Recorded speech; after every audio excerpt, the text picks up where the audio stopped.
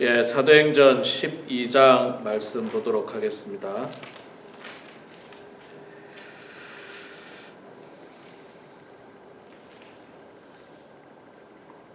사도행전 12장 1절에서 25절 마지막 절까지 말씀 볼 때에 제가 석절 읽고 우리 성도님들께서 한 절 읽고 교독하겠습니다. 사도행전 12장 말씀입니다.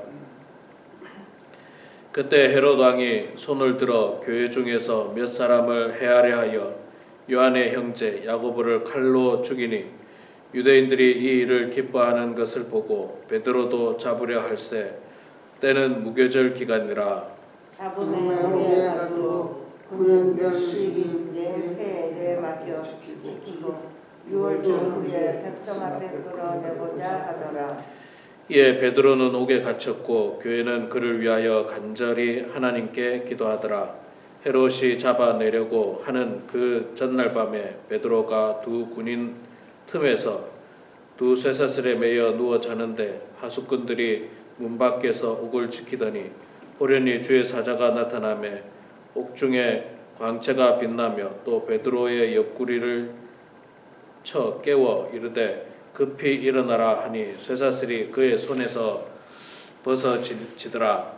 천사가 이르되 피를 띠고 신이라 하거늘 베드로가 그대로 하니 천사가 또 이르되 걷어들이시고 따라오라 하되 베드로가 나와서 따라갈새 천사가 하는 것이 생시인 줄 알지 못하고 환상을 보는가 하니라. 이에 첫째와 둘째 파수를 지나 시내로 통한 쇠문에 이르니 문이 저절로 열리는지라. 나와서 한 거리를 지나매 천사가 곧 떠나더라. 이에 베드로가 정신이 들어 이르되 내가 이제야 참으로 주께서 그의 천사를 보내어 나를 헤롯의 손과 유대 백성의 모든 기대에서 벗어나게 하신 줄 알겠노라 하여. 깨닫고 마가라 하는 요한의 어머니 마리아의 주제라니 여러 사람이 거기에 모여 기도하고 있더라. 베드로가 대문을 두드린데 로데라 하는 여자아이가 영접하러 나왔다가 베드로의 음성인 줄 알고 기뻐하여 문을 미처 열지 못하고 달려 들어가 말하되 베드로가 대문 밖에 섰더라 하니 그들이 말하되 내가 미쳤다 하나 여자아이는 힘써 말하되 참말이라 하니 그들이 말하되 그러면 그의 천사라 하더라. 베드로가 문 두들기를 그치지 아니하니 그들이 문을 열어 베드로를 보고 놀랐는지라. 베드로가 그들에게 손짓하여 조용하게 하고 주께서 자기를 이끌어 옥에서 나오게 하던 일을 말하고 또 야고보와 형제들에게 이 말을 전하라 하고 떠나 다른 곳으로 가니라. 날이 새매 군인들은 베드로가 어떻게 되었는지 알지 못하여 적지 않게 소동하니 헤롯이 그를 찾아도 보지 못하며 파수꾼들을 신문하고 죽이라 명하니라. 헤롯이 유대를 떠나 가이사랴로 내려가서 머무니라. 헤롯이 베드로와 시돈 사람들을 대단히 노량하니 그들의 지방인 왕국에서 나는 양식을 먹는 자들에게 한 마음으로 그에게 나와 왕의 충성 같은 신하 블라스도를 설득하여 화목하기를 청하니라. 헤롯이 나를 택하여 왕복을 입고 단상에 앉아 백성에게 연설하니 백성들이 크게 부르되 이것은 신의 소리요 사람의 소리가 아니라 하거늘 헤롯이 영광을 하나님께 돌리지 아니하므로 주의 사자가 곧 친히 벌레에게 먹혀 죽으니라. 하나님의 말씀은 흥하여 더하더라. 바나바와 사울이 부조하는 일을 마치고 마가라 하는 요한을 데리고 예루살렘에서 돌아오니라. 아멘. 네, 오늘 또 이 새벽에 나오신 우리 사랑하는 장로님 권사님 축복하고 환영합니다. 우리 이용혜 장로님께서 내일 아침에 백내장 수술하신답니다. 예, 여러분 위에서 나중에 기도해 주시면 감사하겠습니다. 그리고 우리가 두 주를 새벽 기도를 쉬었죠. 쉬고 오늘 이렇게 나올 수 있는 게 참 감사한 일이에요. 예, 참 몸이 아프니까 참 힘이 없어가지고 참 새벽 기도를 못 나와서 참 죄송했고요. 두 주 쉬어버리니까 또 아침에 일어나는 게 또 조금 힘들어지네요. 첫째 한 주만 쉴 때는 괜찮은데 넘어질 수도 있습니다. 네, 아플 수도 있고 좀 쉴 수도 있습니다. 그러니까 신앙생활은 마라톤이기 때문에 가다 보면 별일이 다 생길 수도 있어요. 그러나 넘어지더라도 계속 누워 있으면 안 돼요. 계속 누워 있으면 안 되고 또 힘을 얻고 다시 일어나야 하고 또 쉴 수도 있어요. 뭐 슬럼프에 빠질 수도 있어요. 영적으로 우리가 고난을 당할 수도 있습니다. 그러나 그것도 기도하는 가운데 또 회복해서 또 다시 일어나서 달려가는 그런 우리 성도님들 다 되기를 소망합니다. 자, 오늘 사도행전 12장 말씀 읽었습니다. 자, 당시 그 이스라엘을 관할하고 있던 헤롯 분봉왕이 몇 사람을 교회를 핍박하죠. 교회를 박해한다. 지금 우리가 사도행전을 계속 보고 있습니다만은 초대교회, 그러니까 예루살렘 교회가 성장하는 과정에서 보면 하나님의 역사가 있기도 하지만 박해도 있었습니다.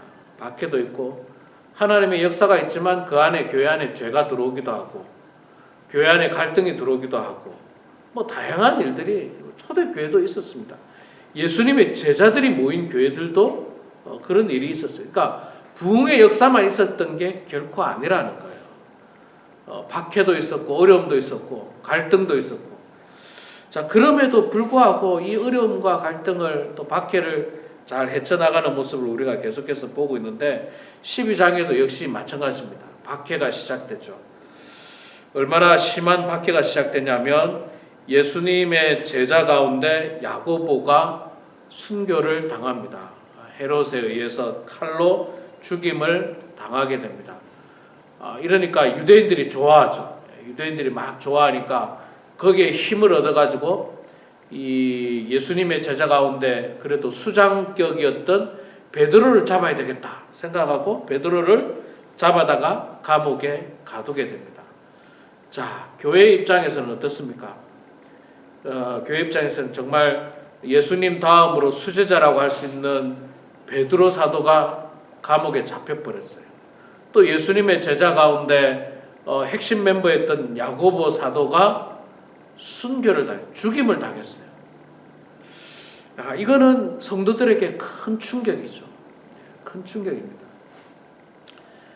하나님 잘 믿으면 다 잘 돼야 되는데 지금 잘 되는 게 아니고 죽임 당하고 감옥에 갇히고 그러니까 이게 성도들에게는 굉장히 큰 충격이고 자칫 잘못하다가는 성도들의 믿음에 큰 시험이 들어서 야 이거 뭐 하나님이 없는가 보다 혹은 뭐 예수 믿는 게 잘못됐나 보다 뭐 이런 시험이 들 수도 있었는데 초대교회가 그랬느냐? 그렇지 않았다는 거예요. 그리고 그러면 이 위기가 왔을 때 초대교회가 뭐 했느냐? 좋은 변호사를 사서 베드로를 빼낼까 궁리를 했느냐? 아니면 무슨 특공대를 조직해서 감옥에서 빼낼 수 있는 그런 어떤 팀을 조직했느냐? 그러지 않고 5절에 보시면 교회가 무엇을 했는지 나옵니다. 이에 베드로는 옥에 갇혔고 교회는 그를 위하여 간절히 하나님께 기도하더라. 이게 교회가 해야 될 일이에요. 박해가 왔을 때, 고난이 왔을 때, 어려움이 왔을 때 변호사를 사서 세상적인 방법으로 돈을 가지고 그렇게 해결하려고 하면 안 됩니다. 뭐 이때도 돈 가지고 해결할 수 있었겠죠. 변호사를 살 수도 있었고 아니면 무슨 헤롯이나 무슨 유력한 사람들에게 관리들에게 뇌물을 줘서 빼낼 수도 있었고 뭐 이런 어떤 인간적인 방법, 세상적인 방법으로 할 수도 있었지만 성도들은 그렇게 하면 안 됩니다. 그게 아니라 기도했다는 거예요. 베드로 사도를 위해서 기도하고 교회의 성도들을 위해서 기도하고 흔들리지 않도록 개 중에는 흔들린 사람도 있을 수 있기 때문에 흔들리지 않도록 기도를 했다. 그렇게 말씀하고 있습니다. 자, 기도하니까 결과가 어떤 일이 일어납니까? 기도하니까요, 베드로가 잡혀있던 그 감옥에 아주 막 특별한 일이 일어납니다. 하나님의 사자, 천사가 나타나서 베드로를 깨우고 쇠사슬이 풀리고 베드로는 뭐 이게 꿈인지 환상인지 모르고 그냥 환상 중에 그냥 천사가 따라오라 그러니까 따라오라 해가지고 따라가니까 감옥에서 그냥 나가게 된 거예요. 감옥에서 나갔습니다. 나가서 보니까 이제 정신이 차려서 이게 하나님의 천사가 나를 이렇게 자동적으로 나오게 해주셨구나. 그러니까 이 어려운 문제가 있을 때 특공대 조직할 필요가 없어요. 무슨 감옥을 공격해서 베드로를 빼내려고 인간적인 방법으로 할 필요가 없습니다. 하나님이 하시니까 아무도 안 다치고 아무런 문제도 없이 그저 그냥 다 모든 것들이 풀려나고 베드로가 감옥에서 나올 수 있었습니다. 8절에 보니까 천사가 이르되 띠를 띠고 신을 신으라 하거늘 베드로가 그대로 하니 천사가 또 이르되 겉옷을 입고 따라오라 한데 베드로가 나와서 따라갈새 천사가 가는 것이 생시인 줄 알지 못하고 환상을 보는가 하니라. 천사가 하는 대로 시키는 대로 따라가면 돼요. 우리는 하나님께서 하라는 대로 하면 돼요. 하나님께서 하라는 대로. 하나님께서 뭐 신을 신으라, 신을 신으면 되고 따라오라 이러면 따라가면 돼요. 그저 뭐 이게 뭐 진짜 맞는 길인지 아닌지 계산해보고 재보고 이게 돈이 되는 것인지 나에게 유익이 되는 것인지 그런 계산하지 않고 베드로는 천사가 따라오라 하니까 따라가는 거예요. 따라가니까 어떻게 했습니까? 가장 좋은 곳으로 인도하는 거예요. 가장 좋은 곳으로. 자, 여러분 우리는 어떻습니까? 교회도 우리 이 땅의 교회도 마찬가지예요. 부흥의 역사도 일어나지만 고난도 있고 박해도 있고 갈등도 있고 죄도 있습니다. 교회 안에. 이런 문제가 있을 때 교회가 뭘 해야 됩니까? 오늘 본문에 나오는 예루살렘 교회처럼 기도해야 돼요. 기도. 이런 문제일수록 더욱 열심히 기도해야 돼요. 평소에도 기도해야 되지만 가정에 누가 아프다, 누가 수술한다, 뭐 누가 어려움 당했다, 기도해야 돼요. 기도. 열심히 기도해야 됩니다. 하나님 도와주십시오. 하나님께서 인도해 주십시오. 천사를 통해서 정말 선하게 인도해 주십시오. 기도해야 됩니다. 그리고 믿음 가지고 기도해야 돼요. 한 가지는 여러분 믿음 가지고 기도해요. 이 재밌는 에피소드가 이 뒤에 나오는데 베드로가 감옥에서 나왔잖아요. 감옥에서 나와서 이 예루살렘 교회로 갑니다. 당시 예루살렘 교회가 누구 집이었느냐면 여기 나오는데 12절에 깨닫고 마가라 하는 요한의 어머니 마리아의 집에 가니 이 마가 요한의 집이거든요. 마가 요한의 집이 당시에 초대교회 예배당 장소였어요. 여기서 이 성만찬도 여기서 일어났고요. 마지막 만찬도 여기서 일어났고 또 예수님과 제자들이 모일 때도 항상 여기서 모였습니다. 자, 거기에 갔더니 여러 사람들이 거기 모여 기도하고 있더라. 교회는 기도했죠. 근데 기도했는데 그 기도 내용이 뭘까요? 베드로 사도가 석방될 수 있도록 아무 문제 없이 나올 수 있도록 아마 기도했을 거예요. 또 교인들이 흔들리지 않도록 기도했을 겁니다. 자, 근데 그 기도의 결과로 베드로가 문 앞에 와서 문을 두드렸어요. 문을 두드렸어요. 어떤 여자 종이 나가서 보니까 목소리 들어보니까 베드로 사도거든요. 너무 기쁘고 너무 반갑고 너무 놀라가지고 문을 빨리 열어주지 않고 사람들한테 빨리 가서 지금 밖에 베드로가 와서 문을 두드리고 있다. 그러니까 재미난 건 뭡니까? 그 사람들이 기도하는 사람들이 네가 미쳤구나. 네가 미쳤구나. 네가 지금 헛것을 봤구나.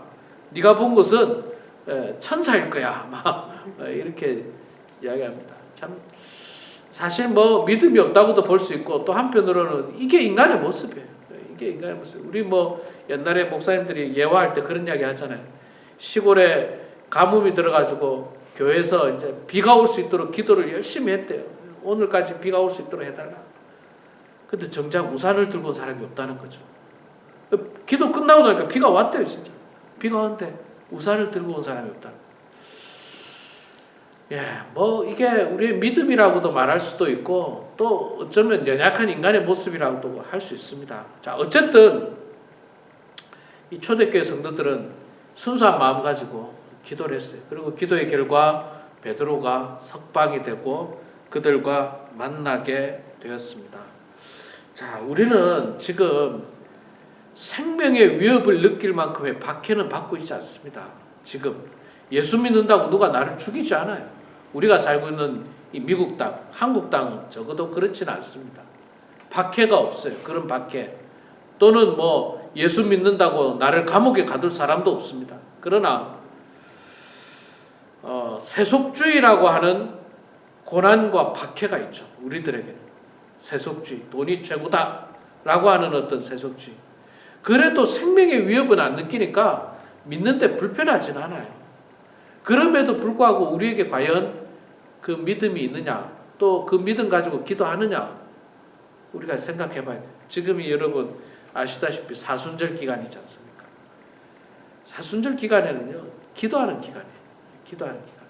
경건하게 말씀 보고, 말씀 읽고, 쓰고, 기도하고, 이런 기간이 사순절 기간인데, 과연 우리 성도님들이 이 사순절 기간을 알고 있는지, 그 의미를 알고 있는지, 그리고 알고 있을 뿐만 아니라 실제로 경건하게 말씀 보고 기도하고 있는지를 되돌아보면 부끄러운 부분들이 있을 수 있다는 것입니다. 그래서 우리가 오늘 이 말씀을 보면서 초대교회 성도들처럼 박해가 왔을 때 열심히 기도해야 됩니다. 자, 여러분 기도하니까 베드로가 풀려났죠. 베드로만 풀려난 게 아니에요. 야고보 사도를 죽였던 헤롯이 어떻게 됩니까? 벌레에 먹혀 죽는다. 벌레에 먹혔어요. 그리고 교회는 어떻게 됩니까? 반대로 24절에 보니까 하나님의 말씀은 흥황하여 더하더라. 흥황하여 더하더라. 교회는 더 단단해졌어요. 교회는 더 단단해졌어요. 오히려 박해로 말미암아서 교회는 더 똘똘 뭉친 거예요.